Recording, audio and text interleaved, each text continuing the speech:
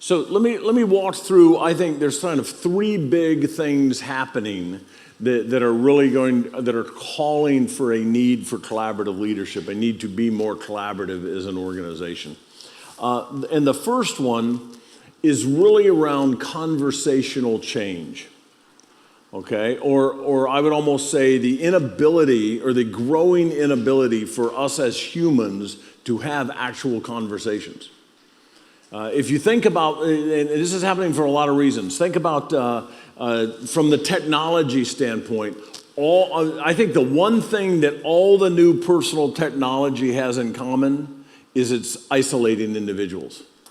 Right? So I can watch anything on my phone with my headphones on. I don't need to interact with anybody. I can go into Starbucks in the US and I don't even have to talk to the barista anymore, right? Because I've already ordered. I pull my car up. I walk in past all these people who are there. I don't have to speak to them at all. I can grab my coffee with my name on it and I can walk out. Okay, I can pull up to many of the grocery stores where I've ordered online. I don't even have to go in and talk to anybody. They're going to bring it out. They're going to put it in my car. More and more, the technology is pushing us into isolation, into individuals. And we're losing the ability to have just conversations between each other. The other thing that happens here is with technology and the noise that happens on the internet and just the flood of information that's out there, the only way you get heard is to yell.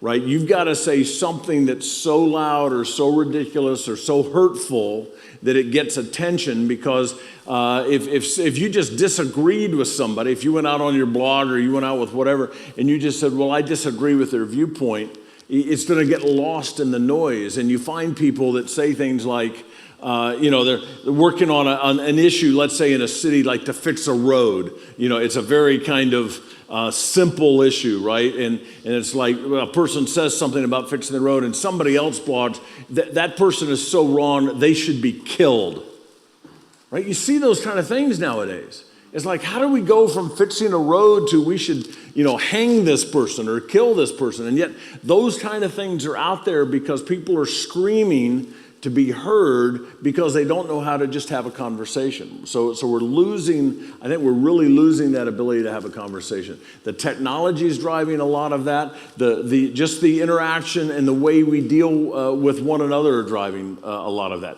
We are losing the ability to separate ideas from individuals. Okay, just like when you write something down, if I write down a model up here, if I say, this is what I think about organizations that are merging, what do you think of that? You and I are now having a third-party conversation about this model. If I don't have that there, you and I are having a conversation about my thoughts versus your thoughts. And it's very hard nowadays, it's getting harder and harder to separate me from my ideas. Does that make sense? I mean, we see this in the U.S. and, certainly in politics all the time, right? It's like if you're talking about some political leader, you're not talking about his or her policies for the most part. They're talking about him or her. And it's very hard to separate the person from the idea. And if we can't do that, we can't have a debate about the ideas.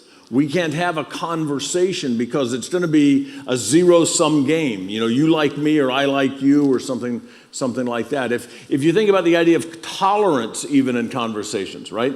The word tolerant is really, the definition, I believe, is something like, I think it started with like making steel, and it's like how long will this bar of steel last until it can't tolerate it anymore and it breaks?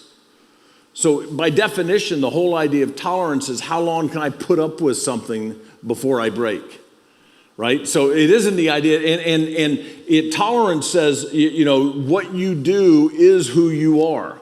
Therefore, I don't believe in what you're doing, and I can't separate what you're doing from who you are. So again, it becomes a zero-sum game.